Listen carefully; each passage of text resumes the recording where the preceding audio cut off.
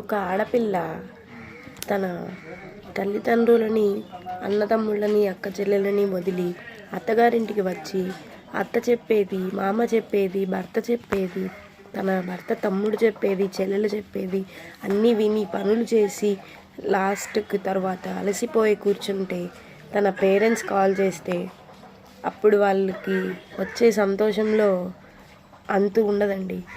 అంతలోకే మాట్లాడుతూ ఉంటే అత్తగారు కావచ్చు, ఆడపడుచు కావచ్చు వచ్చి మా ఇంటి విషయాలు ఏం చెప్తున్నావు, గొడవల గురించి చెప్తున్నావా, నువ్వే కదా ఇలా చేస్తున్నావని అడిగితే ఆ ఆడపిల్లకి ఎంత బాధ అవుతుందండి. ఆ ఆడపిల్ల ఎందుకు చెప్తుందండి? తన ఇంటి గురించి తన పుట్టింటికి చెప్తే తన పుట్టింటి వాళ్ళే బాధపడతారు కదండి. అలా చెప్పదు కదా. తను సంతోషంగా ఉండాలంటే ఒక 10 నిమిషాలు తన భర్తగా ఉండేవాళ్ళు నీకు ఎలా ఉంది, నువ్వు కులాసానేనా అని అడగండి ప్లీజ్ దయచేసి.